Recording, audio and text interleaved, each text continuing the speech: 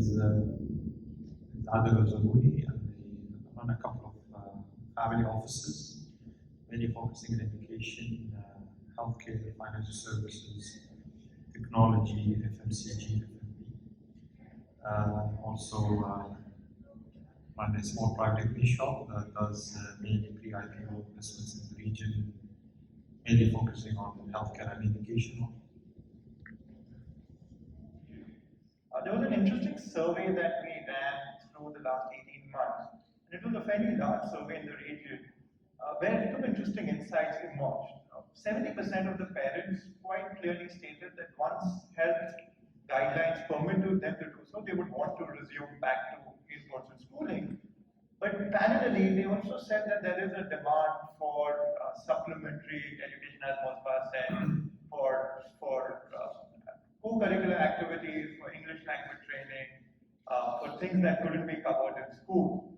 I think there's a very distinct preference that parents have said. And of course, what we do see that the regulatory coverage that we have, be it in the form of PhD or ITech in the region, or in Saudi, as Dr. Reed mentioned, I think there's a very strong push towards privatization. So my question to Dr. Adil is, as you're looking at the landscape in the education sector, what do you think are things that stand out, and what are your concerns, if any, that you would like some of the regulators or ministries to address? Thank you very much. I come, before getting into education, I came from the healthcare industry. And when I'm asked, where is it best to invest, I usually don't try to brush a whole sector with one brush. So it's all about, how specialized, how unique is the service, does it attend to new needs, are you doing the hard things? Same goes with education now. Realizing, when I got into the education sector, realizing that there is a lot of, or at that point in time, there was a lot of similar offerings going around. What is unique? What is the next thing in education? COVID hit, which revealed few gaps in the market, got us to realize how resilient is this industry, because believe me, a year and a half ago, people were not very bullish about investing in education.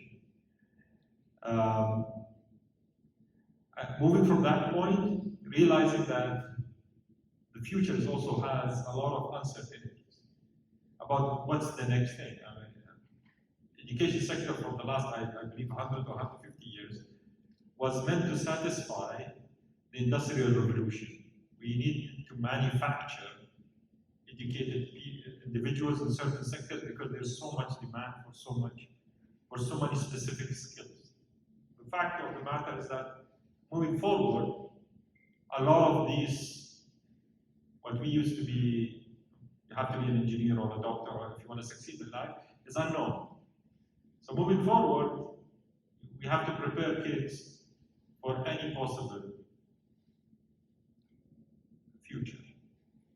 And that is inclusive of so many skills that are yet to evolve in the education curriculum.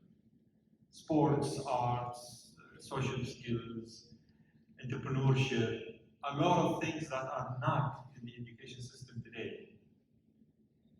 Here is definitely where regulators' support and creativity and space is needed for us to be a bit more creative, to offer products whereby we are more of a lifestyle offering rather than a manufacturer.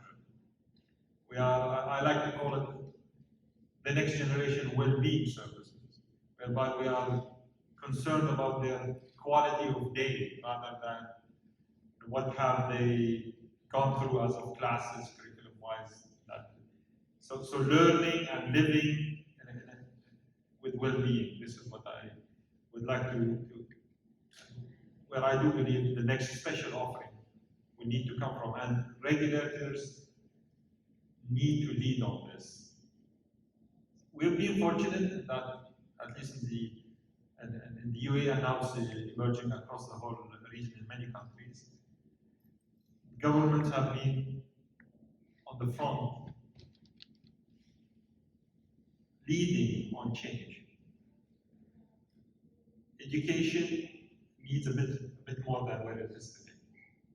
And I have the absolute faith that that is happening and will happen, and the hope is, as a private sector, we do a catch-up work rather than push for change in order to produce content en masse for the education sector. And at the same time, using that to evolve entrepreneurship earlier on. This is a factory. This is your future. To what can you be? What do you want to be? And then evolve that earlier on. So any tech, I don't like to use the terminology tech because tech is only a tool to an objective, but the objective is to come for content. So I believe that is one thing that I'm keen on. The other thing that I'm keen on, again going back to well-being. So the well-being of the family, as well as the kids, rather than being the school being the second home. Actually, both homes become one home, and the objective is that the day quality is evolved. So in my opinion, that's the next jump when it comes to education as a service. Last is supply. So I'm keen on the supply of healthcare workers and education workers in the region, because they've shown great jumps, and there will be more scarcity coming from the sources of education and healthcare resources, because as other countries which are today supplying will have their own lifestyle evolving, and they will need to maintain or retain their existing skill sets. So we need to grow that regionally, and hence the supply is something that I'm